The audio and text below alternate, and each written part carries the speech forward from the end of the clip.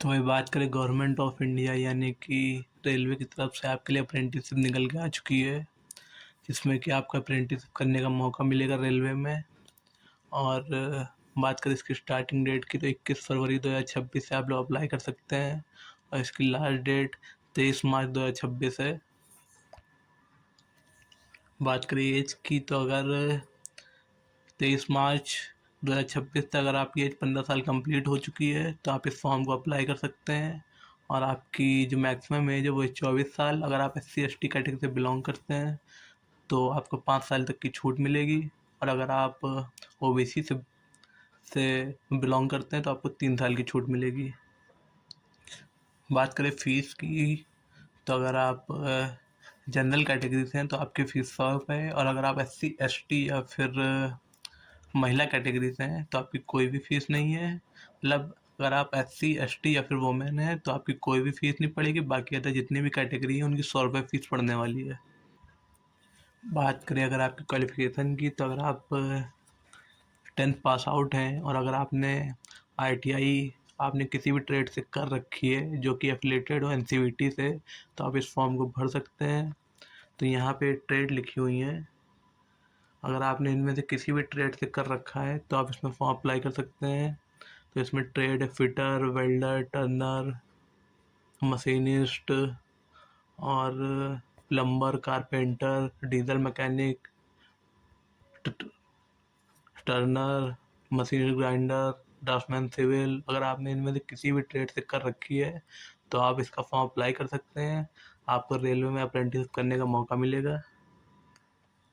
इसमें एक नोट भी दिया गया है जिसमें कि साफ साफ लिखा हुआ है कि अगर आप 10th पास नहीं हैं, अभी तक आपका रिजल्ट नहीं आया 10th का, तो आप इस फॉर्म को नहीं अप्लाई कर सकते हैं। और अगर आप ITI में फ़ेल हैं तो भी आप इसको नहीं अप्लाई कर सकते हैं।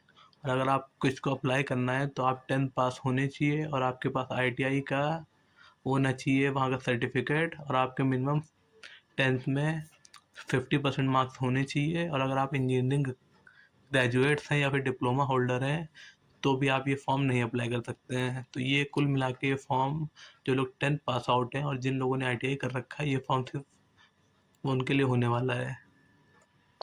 बात करें अगर ट्रेनिंग पीरियड की तो ये आपकी 1 साल की अप्रेंटिसशिप होने वाली है और इसमें कोई भी एग्ज़ाम नहीं होता है। इसमें जो आपके मार्क्स होते हैं 10th और ITI में उस तो उसके हिसाब से आप शॉर्ट लिस्ट किए जाएंगे। और इसमें आपको स्टाइपेंड भी मिलता है जो कि रेलवे के रोल के अकॉर्डिंग है।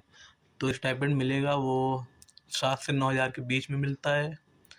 और इसमें कोई भी टेस्ट या फिर रिटन टेस्ट नहीं होता है, इसमें आप शॉर्ट लिस्ट किए जाते हैं। आप इसमें जब शॉर्ट लिस्ट किए जाएंगे तो वो जो भी आपके 10 में परसेंटेज होंगे और जो भी आपके ITI में होंगे उन दोनों को मिला के जो उसका एवरेज निकाला जाएगा वो होगी आपकी परसेंटेज।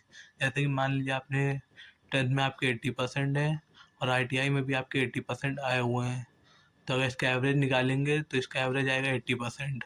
तो यानी कि आपके जो आएगा परसेंटेज निकल के एवरेज वो आएगा 80%। तो इसी हिसाब से सबका जो भी होगा परसेंटेज वो होगा, वो मतलब कि वो परसेंटेज कैलकुलेट किया जाएगा, उसके बाद ही आप शॉर्ट लिस्ट होंगे उसी हिसाब से।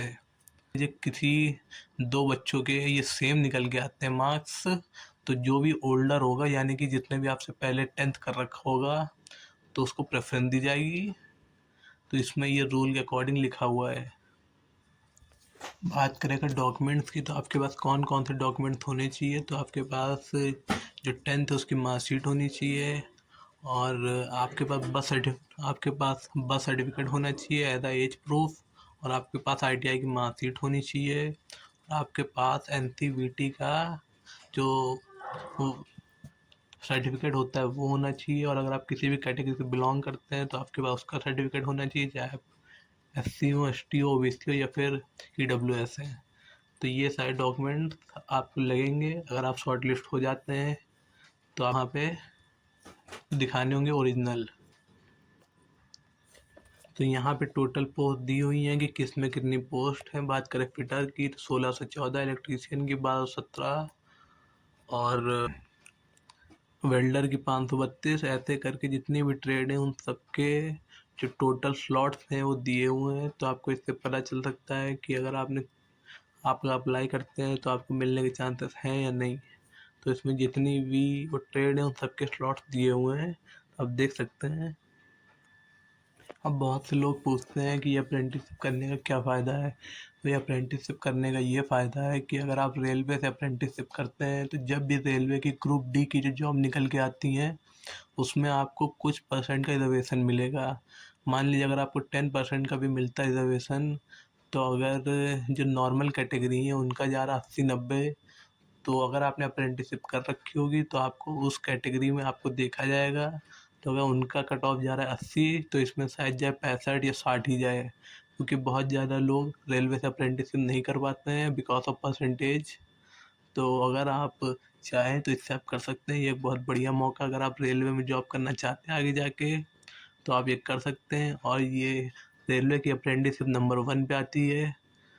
और अगर आप ITI पास हैं और 10th पास है, अगर आपने ITI कर रखी है तो आप इस अप्रेंटिसशिप को ज़रूर करें। तो अगर आप चाहते हैं तो इसकी स्टार्टिंग डेट 21 फरवरी से है, तो अगर आप चाहें तो आप इसको अप्लाई कर सकते हैं।